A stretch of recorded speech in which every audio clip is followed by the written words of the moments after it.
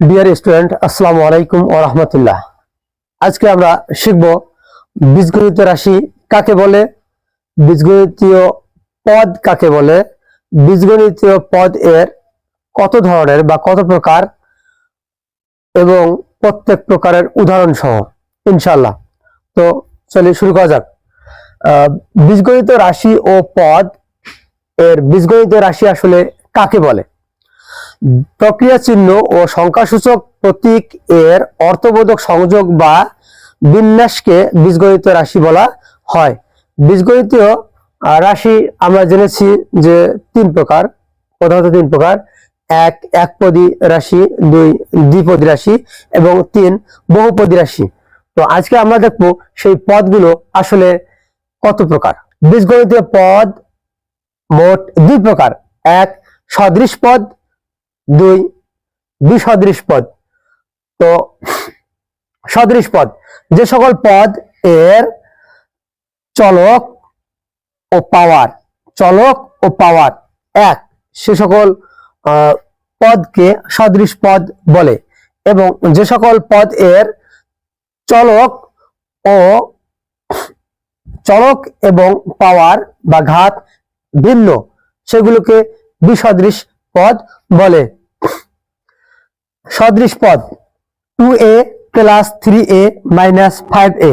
এখানে আমরা দেখি a এর পাওয়ার এখানে নাই, মানে অর্থাৎ 1, এবং 3 এর মাঝে এর পাওয়ারও 1।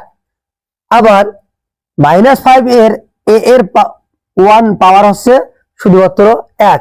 সুতরাং 2a plus 3a minus 5a এই পদগুলো একই পদ, সদৃশ পদ। আবার দেখি 3a square plus 5a square minus 2a square. এখানে প্রত্যেকটা পদেই a স্কয়ার চলক কি a স্কয়ার, তাহলে এগুলো হচ্ছে সদৃশ পদ। আবার দেখি minus 5b cube minus 2b cube minus 3b cube.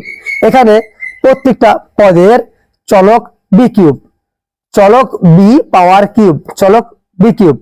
তো সহগ যাই থাকুক না কেন,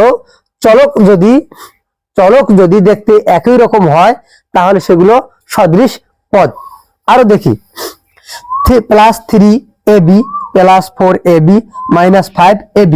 এখানে চলক হচ্ছে ab, যদিও b চলক এর সহগ হচ্ছে আক্ষরিক বর্ণ সহগ হচ্ছে a, কিন্তু এখানে ab হচ্ছে মূলত চলক। ab চলক, এখানে ab চলক, এখানে ab চলক, তাহলে সদৃশ পদ। এবং আরো দেখি plus 3a square b plus 5a square b minus 6a square b। সুতরাং সংখ্যা মানে 1, 2 এগুলো ব্যতীত যে সকল চলক, পাওয়ার বা ঘাত একই সেগুলো সদৃশ পদ। আশা করি আমরা সদৃশ পদ বুঝতে পারছি। এখন দেখি বিসদৃশ পদ কি।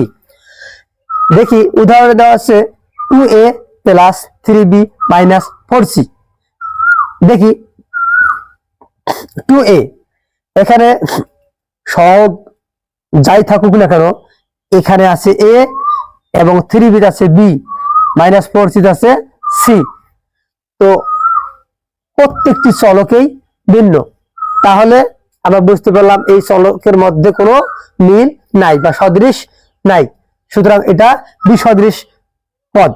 আবার দেখি 3a মাইনাস 5b, এখানেও a মাইনাস b ভিন্ন চলক, তাই বিসদৃশ পদ।